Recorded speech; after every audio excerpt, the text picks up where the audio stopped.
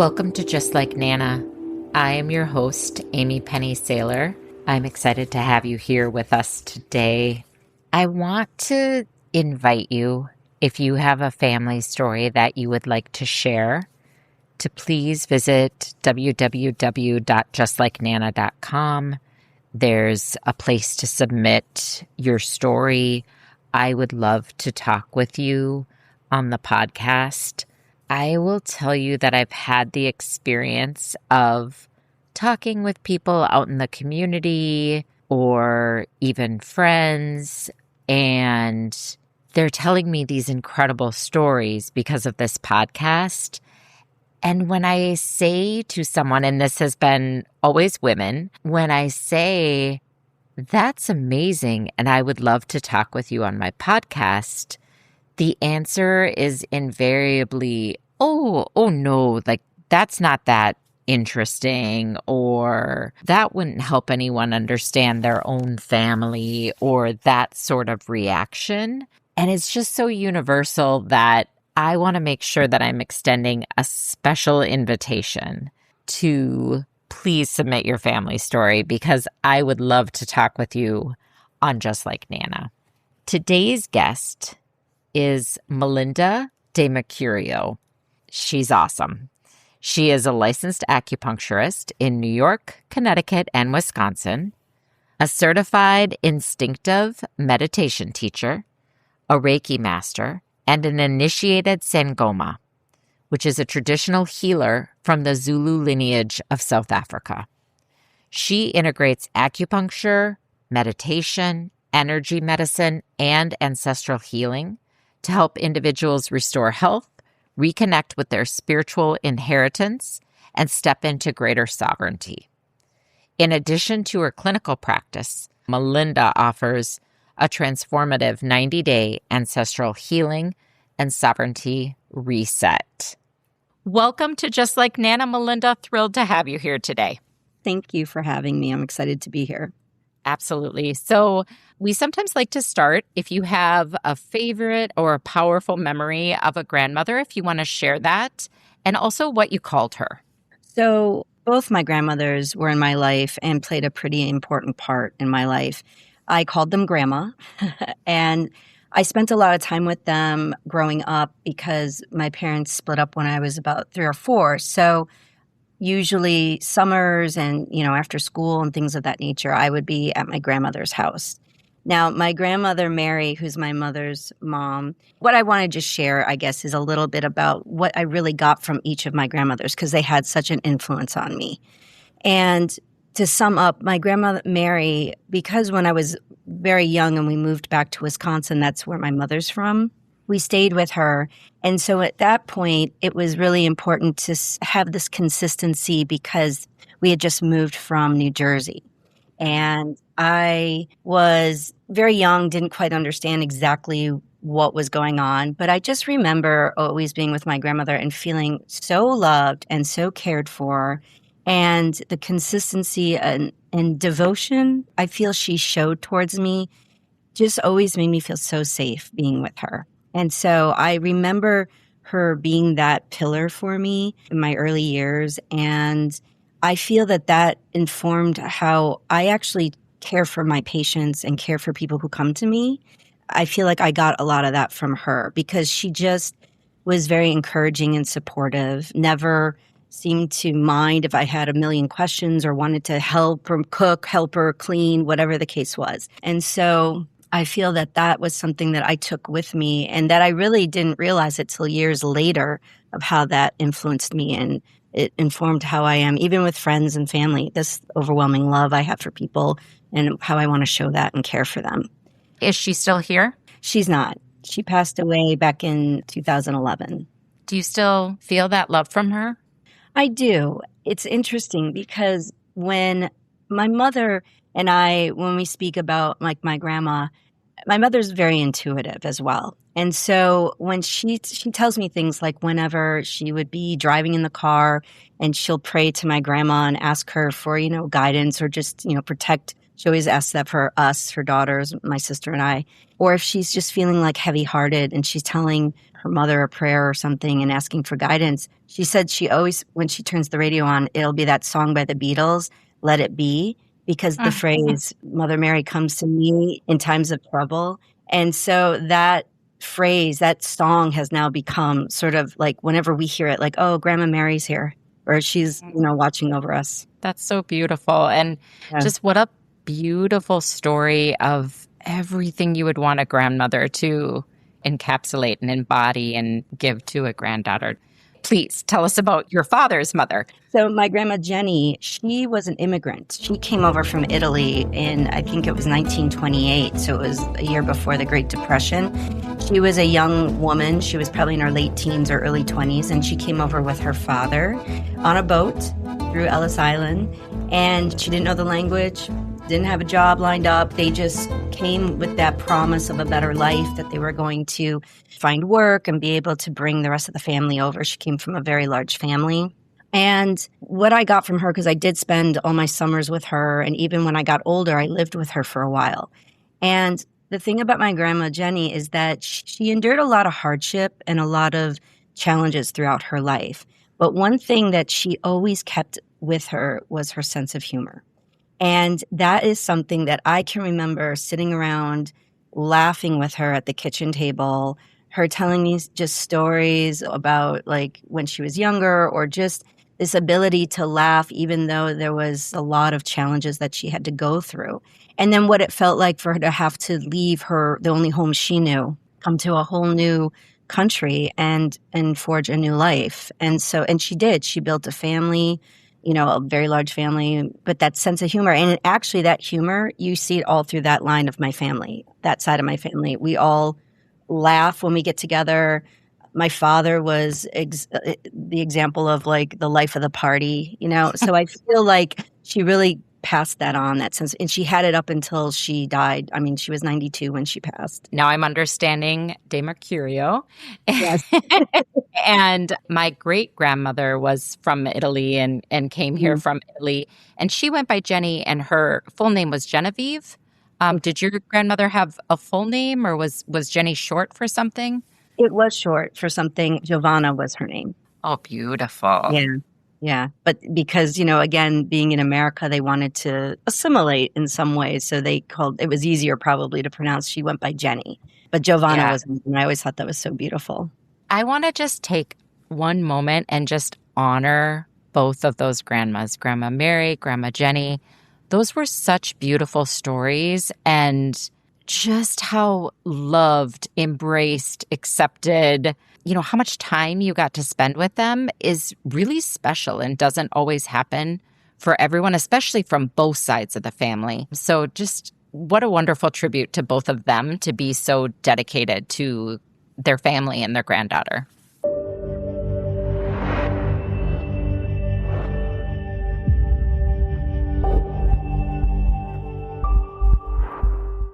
I would love to talk about your work. You have this very unique lens because you have the acupuncturist, and then you also just completed training in South Africa as a Sangoma. And in my mind, those are sort of separate, but I'm guessing you kind of integrate what you're doing. So if you can just sort of address your work, how do you define ancestral trauma, and how does ancestral trauma show up in your work?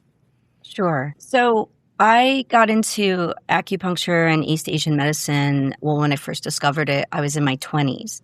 And I was actually receiving acupuncture, and I just thought, wow, this is an incredible healing modality. And I was fascinated by it. And I kept asking questions every time I would go. And one day it just dawned on me that, oh, this is what you're meant to be doing. So I actually got into Chinese medicine and acupuncture early on. It took me about 10 years before I actually went to school for it, but I knew that's what I'm doing. Now, at the same time, I was reading and learning about shamanism and was fascinated by that. I started reading stories around mainly ayahuasqueros down in Peru using plant medicine. And I just thought, wow, this is amazing. And interestingly enough, the woman I was seeing for acupuncture at the time, I remember going to her and saying, I'm reading this great book called Amazon Magic, basically about the shaman and his life. And she went, "Oh, is that the book by Jaya Bear?" And I said, "Yeah, have you read that?" And she goes, "No, I went to Peru with her and I worked with that shaman." And I was like, ding, ding, ding, ding. Like, this is like, could there to be any more signs that were coming through that, like, this is the woman that's actually putting you on the path towards acupuncture.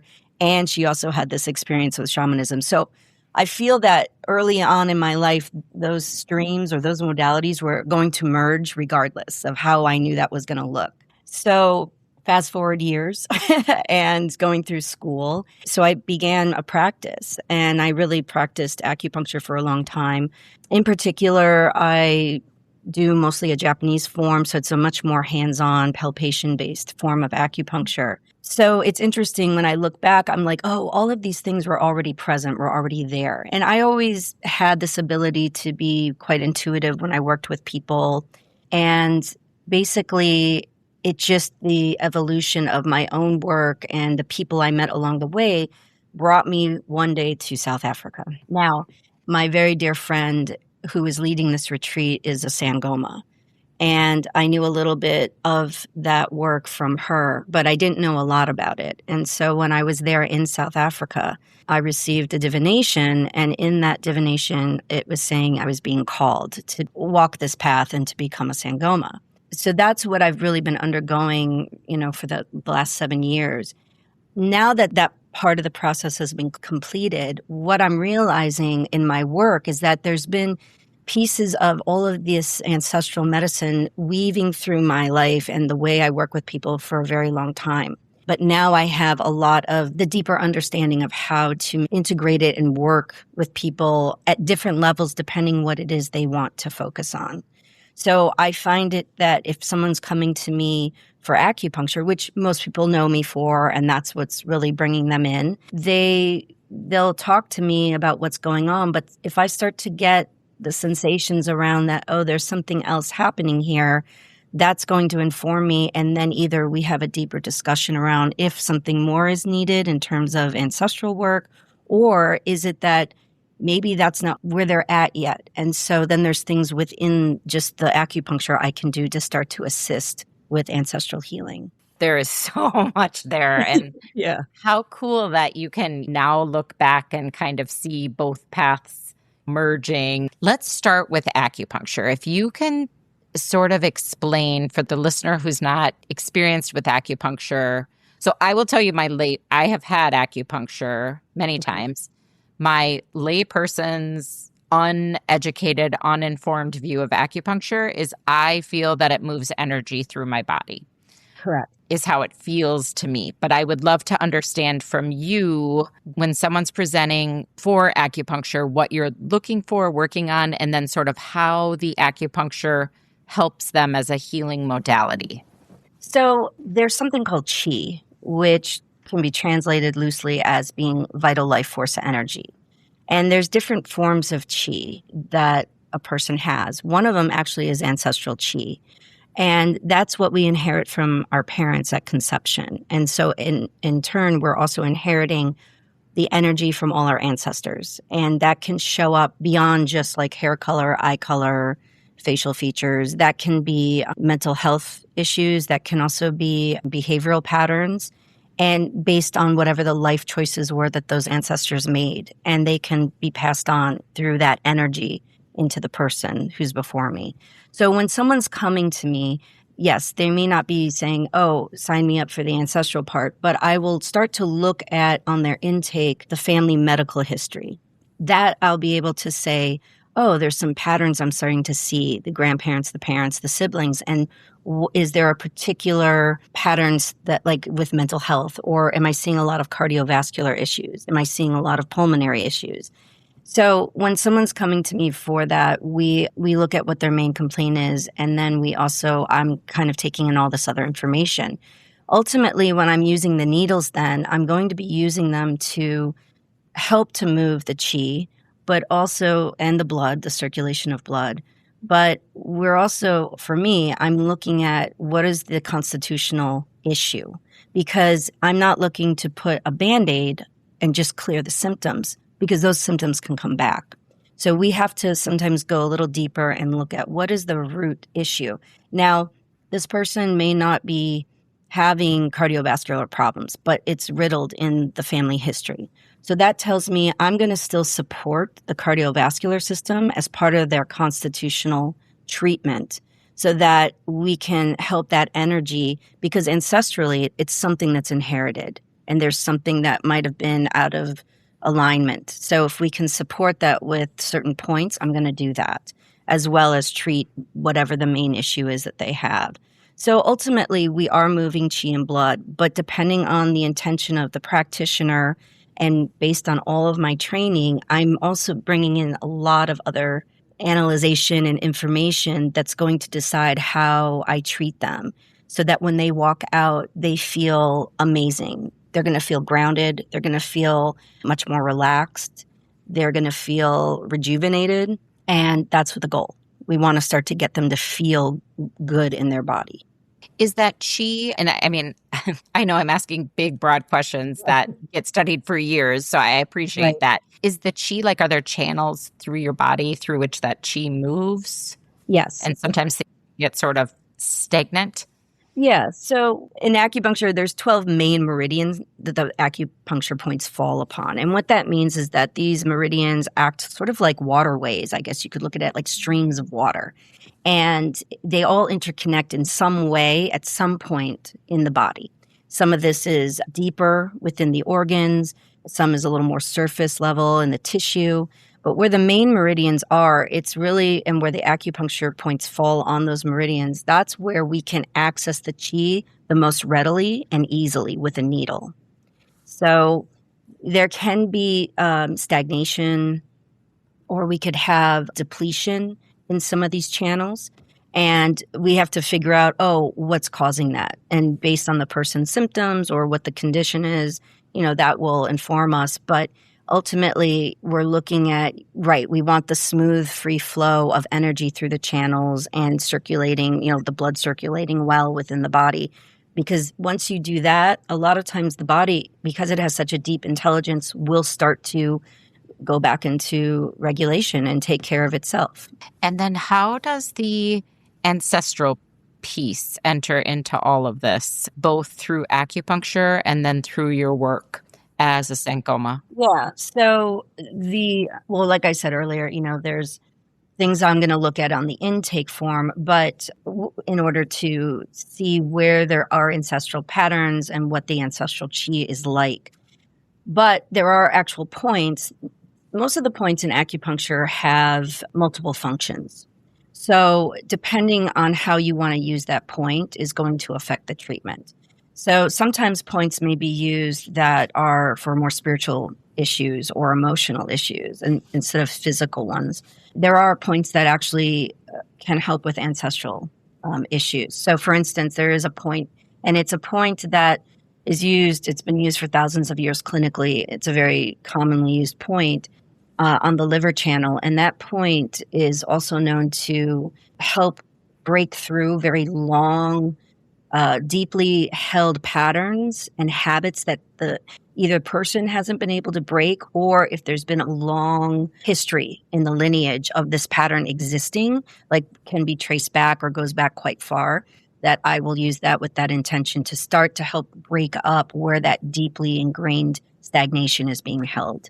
So again, it depends. We're taught in school that the practitioner's qi and our intention is just as important in the treatment as the points we're using.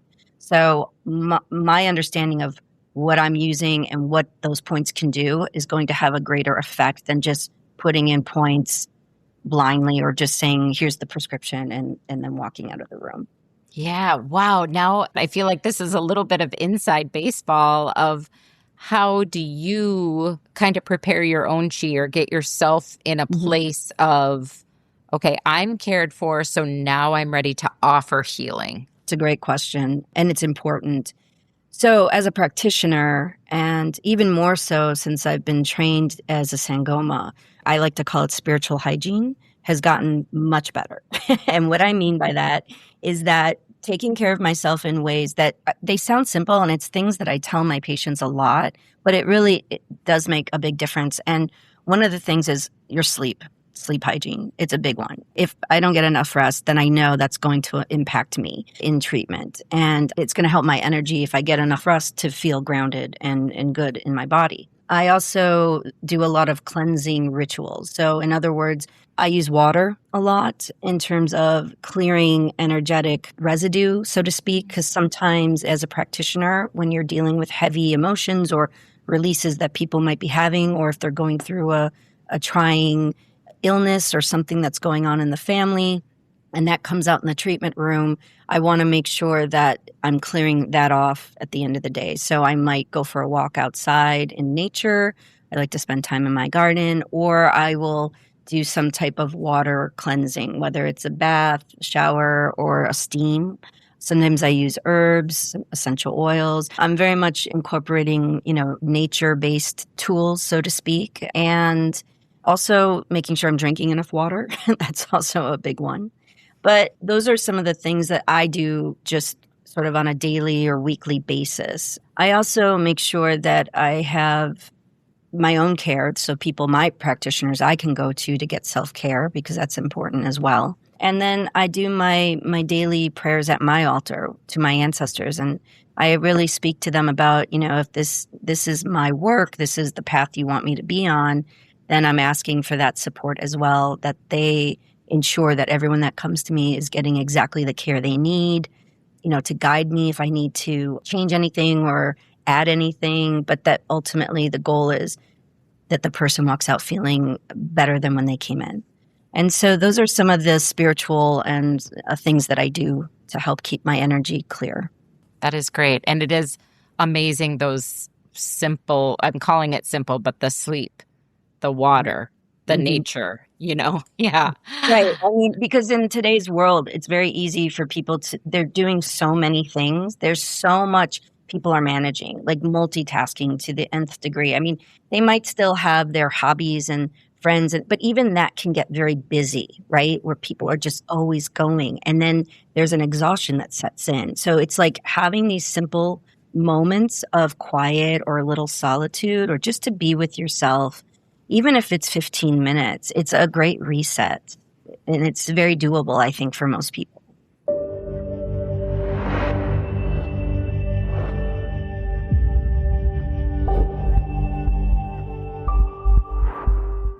I would love to talk a little bit more about your work as a Sangoma. Sure. Can you start to talk about this is what it means for accessing ancestors? I think people would love to hear about that. So Sangoma is the title. It's the traditional healer. The path itself is called Ngoma, and it means the way of the drum. And this is an ancient shamanic tradition that comes from the Zulu nation. And so South Africa is one of the home places of it. It is a calling, meaning that one doesn't just say, oh, I'm going to be a Sangoma. It has to be divined out. There has to be a process to determine if this is, in fact, your path or your calling. And then once that is shown, you do have a choice if you want to do it or not. However, in most shamanic traditions, not taking the call leads usually not to great things. So at some point, you're going to probably need to go down that path, because it's a calling. It's for you, but it's also because your ancestors are calling you. So it means that you stepped up, that in this generation, you were the one that came forward and agreed prior to coming here that, okay, I'm going to do this work. I'm going to help not only heal my ancestral line, but then go forward and help others so that they can also heal what needs to be healed. And so when you do work in this way, it does have a more spiritual nature to it. But that's also affecting physical and emotional health as well. And the way I do it now when I work with people, because the other thing is, we have to remember, I'm not a South African Sangoma, meaning I'm not from there. I wasn't born there. That isn't technically my lineage or my ancestral lineage. However, for whatever reason, that was the place I needed to start my initiation on this path, the shamanic tradition. And so when people work with me now, I have to adapt it to what does it look like for people in the West. So some of the things that I work with is right now I do a one-to-one personal, like a 90-day transformative journey process with people where it's for people who really are dealing with aspects of their life that feel like they're not moving, they're stuck, they're not going anywhere, or they're facing a lot of challenge and they can't figure out exactly why they can't get through it, or they feel that it's something about their family lineage it's sort of plaguing them, or they've been having a series of dreams, or maybe some people have been sick in the family and so it's brought up things. So this might be when someone wants to come work with me in that fashion, and doing a one-to-one personalized journey with me, it actually allows us to go a little deeper than if you were just coming in for acupuncture alone or just a treatment in the office. So what we do then is I tailor it based on, we have a discussion as to what's happening.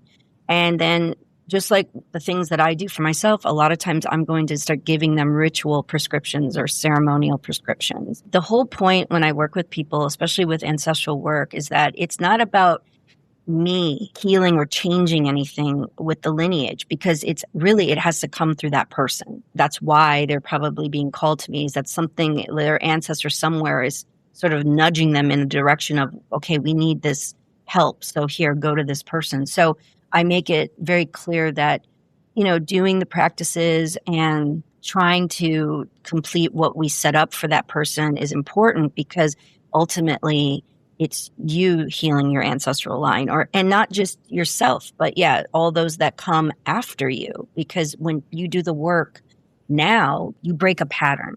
You start to break the pattern. And maybe it's not, and you're not going to heal the entire lineage in this one 90-day session, or maybe you're not the person that's going to heal the entire lineage in this lifetime. And that's okay. It's not supposed to be that way. But you're starting the process so that whoever comes after you, it makes life a little easier, or it can start to continue that process going forward. And that's how that healing can look. So, they might be given certain cleansing rituals. Again, I said I work a lot with water, so I find water to be very healing for people. I'll give them some herb preparations that I want them to utilize. There are some herbs that I think can really help to facilitate opening the heart, or helping with grief, helping with anger. I'll have them, again, work maybe with essential oils. And then we also have check-ins. We do weekly check-ins and discuss how they're doing, what's coming up, if there's resistance, if there's frustrations, if there's more ease, joy, they feel more calm. So we start to talk a little bit about what's showing up now. And I always bring it back to the body, because I do believe that that's one of the quickest ways to start to know where the shifts are happening for people, especially with this type of work, because I believe obviously we're carrying ancestral qi. So it's in our body, it's in our genetic code. So if you start to notice that you're not carrying around this pain in your shoulder, oh, well, that tells me that we're starting to release something that's been held onto for a long time. That's probably not just theirs. It's probably older. So I help them make sense of those things as well. And then I teach them to forge a deeper bond and relationship with their ancestors. So I have one very practical question, and then one that's a little more esoteric. One is this 90-day program that you'll do with someone. Is that available online, or is that only something that you do in your office? We can do it either way. I've had people that we do it online who haven't lived in my area, and they've still been able to get profound shifts and changes. I've had people that have lived in my area, and usually we do a Zoom for the check-ins. But if we need to do additional work, like if they want to see me, in acupuncture or whatever, those are things that, we can incorporate, or I might set up because I know they're in my area. So the beauty of it is I have flexibility to design it as I need to, wherever the person is. And in some cases, some people, even if they're a couple states over, they may say, if we plan that, or if we feel through that process, you're needing a deeper ceremonial experience, then having them come out to me, sometimes those things can be arranged, or me go to them. These are all things that we can decide on. So it's really not limited. It's pretty flexible in terms of wherever you are. And then we just navigate the location. I don't let that be the barrier, basically. That's wonderful. And then I just want to take a minute to revisit something you said, which is about how you're not going to heal the entire lineage, every aspect. I want to dwell on that for a minute because I think for some, we can want to do that. And we can think that it's somehow failing if that kind of healing doesn't feel so broad or feel like it happened in every area. And I just love how you talked about, well, wait a minute, maybe you didn't get all the way there, but you loosened a knot a little bit, and then the next person who comes along can untie it. And can you just kind of talk about how do you find peace within yourself of, I've taken these 4 steps and that's what I needed to do. And that's wonderful. And now someone else, now they have a different starting point. How do you find that acceptance of what you can do and the limitation? Yeah, I think that's a great question because there is, again, I might be the Western mindset about, we want to start something and we want to complete it and we want to succeed, right? We want to feel productive. We want to feel like we accomplished something. And I do manage expectations, with people. And I try to explain to them that, your job isn't to necessarily heal the entire lineage. That's a big ask. And not many people can live up to that because we're talking hundreds and hundreds and hundreds of years, right? Thousands of years of a lineage that, goes all the way back. We don't even know. And so to think we're going to take on all of that and heal it in 90 days or in 2 years or whatever, or in a lifetime is just really, it's not feasible. And I think it puts pressure on somebody to have to, then it becomes about performance for some people or fear of, I'm not doing it correctly. I'm not doing it right, or I'm letting them down. And these are some things I've heard people bring up with me. And then we discuss that. And I also point out, I wonder if this is a pattern within the lineage that's coming through. And that this sense of like, we have to perform or we have to get it right, or that could be coming from somewhere else. That's actually, yes, it could be societal, it could be even our own experience, but I'm sure that's an ancestral pattern, right, for some people. And so when we start to point these things out and I start to put it in that way for people, I can see a lot of them, there's a sense of relief because now it's like, I don't have to do all of this on my own. It's not riding all on me. Because I will explain that you're the one it starts with. Maybe it started with someone else in your lineage that you're not aware of. And that's why you're here today. So that's what we have to remember is that we're the continuation of our ancestors. We aren't our ancestors, but we're the continuation. And we have the ability to create change and healing for those that come after us as well.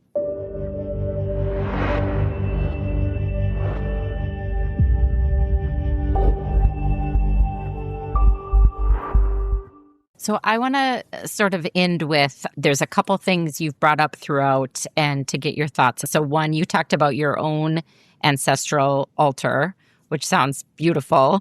And then you talked about, you'll work with people on here's how to start to access your ancestors, to have a relationship with them. Can you kind of talk through for a listener who's just starting to understand, oh, wait, I can talk to my second great grandma, or, what do you recommend? So again, I like to start simple for people. And I say easily enough, if you have a little space in your house that you can set up and you can put simply a candle and a glass of water. And maybe if you want to burn a little incense and you make that your little area that you go to. And you do that daily or create a little practice where you're going to sit and you're going to start to just speak to your ancestors. Now, if you have, I say a picture of an ancestor, great, put it on that altar. But again, I want to preface this that you don't need all those things because I know there are some people who are adopted or some people who don't know or have contact with their family maybe or don't know anything about those that came before them. And so that's why I say it doesn't matter. You don't need all of the things if you don't have them. Start with the water because the water is a conductor for other realms. It carries messaging. It's energetically conductive. So, we have our water. It represents, the mothers, the female principle, and we have the fire, the candle. And again, that's more the masculine principle, but the two together is what creates the whole. So we're already and they're the most ancient of our ancestors, the elements. So we're starting there. We have fire and water. And you light them, you have your water, and then you just pray. And what I tell people is ask your ancestors to start speaking to you in whatever way you're going to best understand. Ask them to communicate with you in a way that you will understand. So that might be a dream, maybe a memory pops in, or maybe a song gets stuck in your head all of a sudden. It can come in different ways for people. Sometimes it's just a sense of, I feel really peaceful, or I feel very grounded in this moment. That could mean their presence is there. So I tell people, you do this, and like anything, you want to build a relationship, consistency. It's okay if you miss a day. It's okay. But I tell people, the more you start getting into the habit of talking with them, telling them about your joys, your accomplishments, like you would a friend, telling them what you're dealing with, what you're struggling with, those are the things that helps to, now we're waking up the energy of the ancestral line. Because in many practices around the world, ancestral remembrance is big. It's still done in many cultures. It's not really maybe done as much in the West. So when you start to do that, you're activating that ancestral qi, you're activating the energy within the lineage. So if they've been forgotten, all of a sudden now it's like, oh, there's this remembrance coming through. The person is starting to remember them.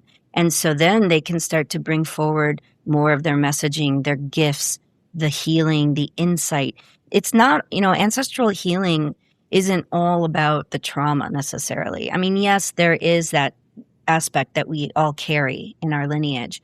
But ultimately, when we start to do the healing work, behind that is all the gifts, and we probably already have those that are coming through us in some way, but maybe we don't know it, or we haven't fully expressed it yet. So we have to remember that when we forge this new relationship with our ancestors, it's not just healing what the ancestors that maybe had the issues, had problems, made decisions that impacted the course of the lineage in more negative ways, but it's also getting those ancestors that have been waiting for someone to come forward and remember them to say, yeah, let me share that knowledge, that gift of, whatever it is they had, to bring that forward. So when you start to do that, it's very simple. And I tell people to be curious, to stay curious with it, to not have an expectation, but just to show up and just see what happens, stay open to whatever happens. That's so beautiful. And I love how much not pressure there is on that. It's not you have to do this and then that and then the third thing or nothing will happen. It really is just kind of appearing with an open heart. Exactly. You had mentioned that you have an ancestral name. Yes. I would love to hear about that and that story. So as a Sangoma, we are given what's called Delozi, which is the primary ancestral spirit that is working through us. And what I mean by that is that will be the spirit that is there with us, guiding us, helping us with our healing work and when we're working with people. And so you're given a name. And when I was at my teacher's altar, I remember I had to go give my respects to the altar and pray to the ancestors. And in that, I started to hear a song in my head, and I thought, oh, that's interesting. And then it sort of morphed into this phrase that I heard, and I kept hearing heart of the ocean, heart of the ocean. And I didn't really think much about it. And then later on, a day or so later, I mentioned it to another Sangoma, and she said, oh, you need to go tell your teacher what you heard. So I went to her and I told her, and then when she came back down, she said, that was your ancestors giving you the name of the spirit that's coming forward. And so it was, the translation in Zulu would be Umhau Amawantle, and it means heart of the ocean. So heart of the ocean, what that really means is that my spirit works to help people reconnect back to their hearts, to the emotional heart, to the things that maybe they've not expressed or that they've held onto and need to start to let go and be healed, basically how to heal the heart.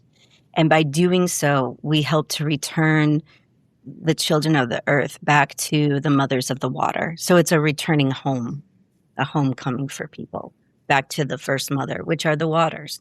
That's our first ancestral mother.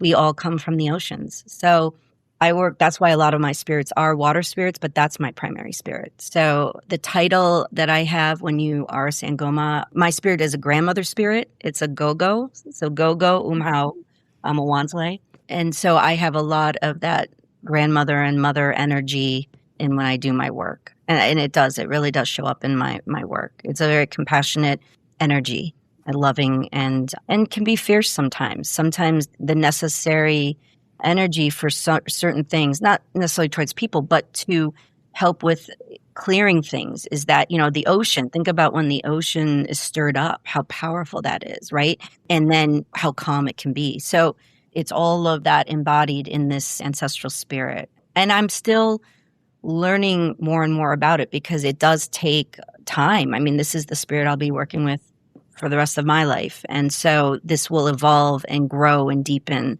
over time as well. That is just so compelling and beautiful. And thank you for sharing that with us. Well, thank you. Do you think there's anything you want to touch on that we didn't? Maybe the only thing I'll add is that in this time more than ever, given where we are, I feel that this returning back to remembering the grandmothers, the matriarchy, that energy we're primed for that right now. That's what's really pouring in to the earth. And so I don't find it odd that this would be the timing when I'm finished with this process and I'm coming out and I'm starting to talk about it. And that's what my ancestral spirit is about, the grandmothers and the messaging around that and returning home, finding, your homecoming back to your heart. So I look at it as I'm very much about the patterns and the signs. And so I just think that if someone is really feeling like they're being called to something more, but they're just not sure, that finding wherever they are a good healer, whether it's acupuncture, massage, Reiki, a shaman, just to really make sure that you listen to that if that's what you're being drawn to not, because this is the time for us. We're primed to be in this healing era. I love ending on that fierce energy because that's what I hear coming out is that grandmother and mother who can, okay, we're going to do this and we're going to do this by taking care of ourselves. And that gives us the wherewithal to offer all of that love and healing and caring to others. Exactly. Thank you so much, Malinda. Thank you so much for being here with us today at Just Like Nana. So excited to have you here. I hope you enjoyed today's episode and that you can take away a little piece of something that makes your journey, your healing, your day, your family, just a little softer and brighter. If you enjoyed today's episode, please share it with a friend. Just Like Nana's theme music was written and performed by Carter Penny. Can't wait to talk to you next Friday.